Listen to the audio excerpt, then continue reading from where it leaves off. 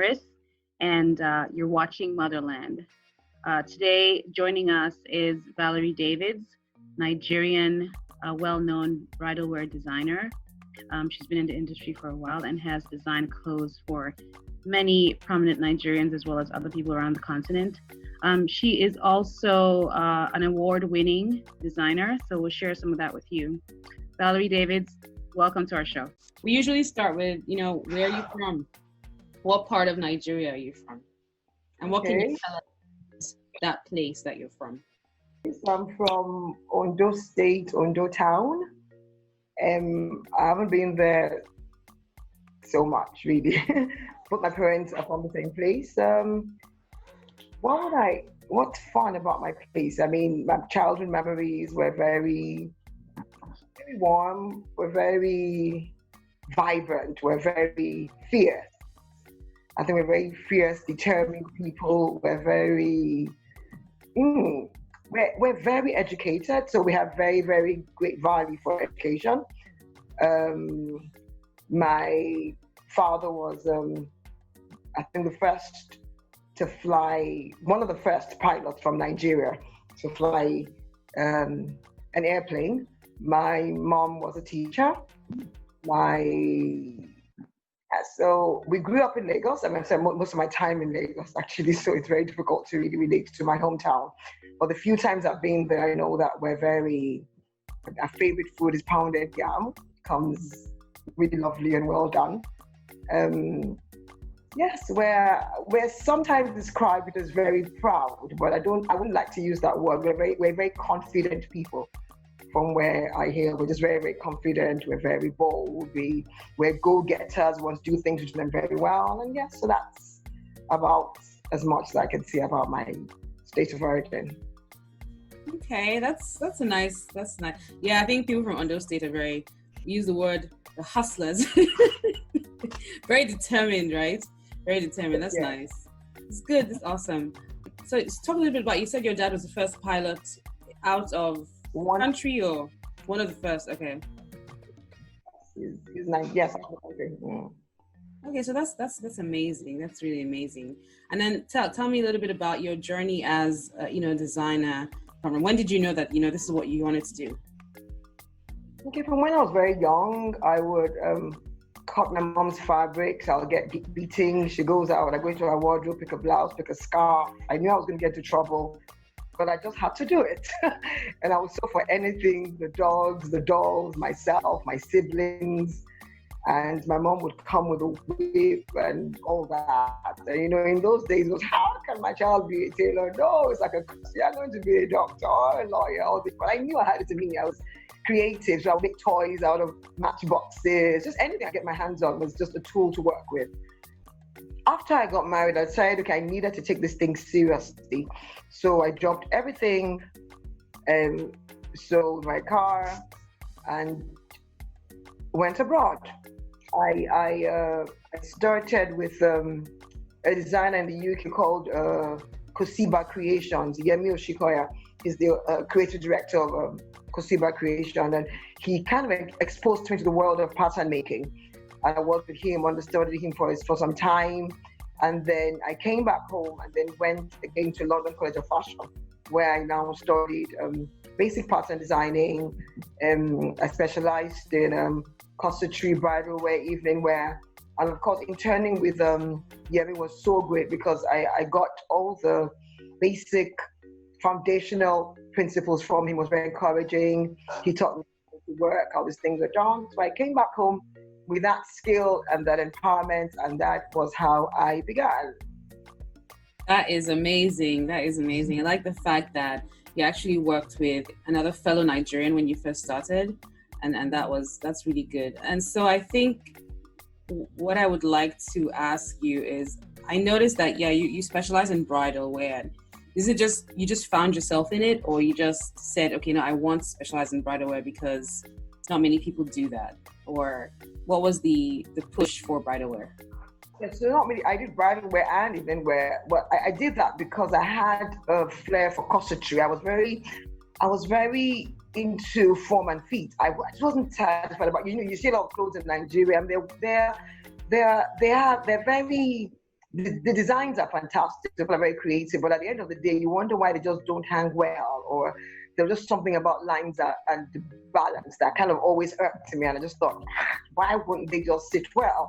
So for me, it's not about just bridal wear, but because bridal wear is very intensive, so you have to go into the basics of corsetry, of form and fit, proper hang, and all those things, and that kind of was a good foundation for me into everything I had to do. So when I came back, I also diversified, got books, studied more on just having to integrate what I learned to my local context, because I came back learning to work with the average European figure, which is very different from our figure here. So having to adapt that knowledge to my content took me a bit of time. So I had to practice, made my mistakes, learned basic manipulations, had to really extract, just a form that was perfect for our own figure over time. And I was able to hone and develop that. So for me, why I went into that was really because I was very crazy about hang, fit, and balance, just the laws of hang and fit and balance. So even you're wearing a basic column outfit, it needs to have hang. If you're wearing a tunic, it needs to hang. So for me, that was like a driving force. And so having all those tools enabled me to hone my skills in those areas. So it was really about balance, fit, and hang. Yeah, that's something that I think we lack in some areas, as well. I think we have a bit of an issue with details. and it's little things that matter, the tiny details that matter, and I think you do that very well. And so how long have you been, once you came back from the UK and you kind of settled and started designing for our form, how long have you been in the industry? 10 to 15 years. Okay, that's still a very long time in your craft. And I think it's very difficult from, being a mom, being a wife, being a designer, and then having to run your business as well, being your own business development person, because you have to sell your brand and you have to build a client base. I think that's a lot. That's a lot to deal with. So, congratulations on your success thus far. That's really a lot to deal with. From an African woman's perspective, who's, had a very great career and who's very well educated, first of all, how do you look at the situation right now? What do you feel about what's happening right now? And secondly, I would say, what can you tell the world or everybody about being a successful African woman coming from Africa who's educated, about how to look at the African culture, how to look at people coming from that continent?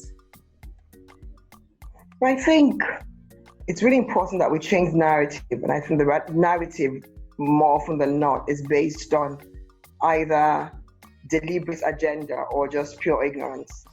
And I know that, yes, we have our troubles and our problems, but so also do the other foreign countries and have their challenges. But for me, they've used media as a tool to promote their positives and then just kind of just put a blanket over the negatives. And I believe that they've all gone through their challenges, they've all gone through their dark days, they've all gone through their struggles, and some worse than ours, and they've been able to come out of it. And we're not really trying to be political or going into stuff that's probably not relevant to the content.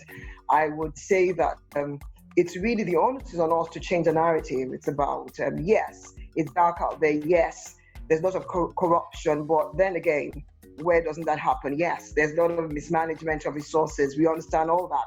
But then again, I always try to say that in the midst of all the darkness, there's still some light. So for me, my drive in life typically is never to look at how dark it is, but to always realize that with the darkest night is precursor to the break of day. And I believe that we're in a time in our context as Africans where, yes, it may seem to be like it's the darkest of nights, but it's always, an announcement that the sun is about to rise. So for me, it's just hope. In the midst of the pandemic, it's like, yes, it's been a bit of a shaking. It's affected a lot of us in our businesses and all that, but it's also changed perspectives. It's made us realize what is important and what isn't, and to also, realign our priorities. So for me, every challenge is a tool to actually forge into greater things and really to change our sight. But so from the story I would always tell about Africa is that I've been here, I mean, more life than I've been abroad. I've lived abroad, yes, but I have lived here. I have gone through, I'm not that old though, but I've gone through different seasons and different times. And in the midst of it all, we're very resilient. It's amazing how you go online and how many jokes are being made with, about our current situation that really should be daunting. I mean, we should have, in other contexts, we would have actually maybe passed out or been committing suicide. But just that strength and energy and drive and determination, and the fact that we never let our dreams die. Even me as a business person, I mean, I have a lot of challenges functioning here. I mean, compared to when I was abroad, it was easy. You want anything, just go to a store and get it. You want a material, you want anything done, it's easy. You just do it. But here you have to improvise. So it drives our creativity to a higher level. How do I achieve this result with having sometimes nothing? So how do I create so much out of nothing? And that has really helped me as a person to develop my creativity and just to adapt to my context. And whether I like it or not, yes, it is a status quo, but we can redefine it and really change the world's perspective by just our story. And like what you're doing, I think is just brilliant, because we are here. I am here. My headquarters is here. It's still here. Yes, I would say I'm global, but then again, I'm proudly Nigerian, proudly African. And for me, it's made me who I am. And I know that it's going to get better. That was very well said, and thank you for commending me. I appreciate it. I one of the biggest problems I have here living in the US is just the ignorance that I see about Africa. And it's not just white people or people of the different, it's Black people too. Yes. We don't know our history. Absolutely. We don't know who we are. And I think that's the biggest issue. And for me, it's like, we just need to see what other people are doing. We need to know ourselves. And we can only know ourselves through each other. And so that's why this means a lot to really exposing Africa and really exposing, our race. So Valerie, thank you so much for joining us today. We're so glad to have you, and thank you for the impact. And you have an impact regardless, because you're a leader in your own right. And I'm sure you work with a lot of people, and you've trained people, and you continue to train people. And, so please continue to do that great work that you do. Don't give up on us. Africa has a long way to go, and I know you won't. I know you have that spirit. So continue to do what you're doing. I do. And thank you so much for joining us. Thanks for having me, Asmaa. Have a lovely day. Thank you. Take care. Bye-bye.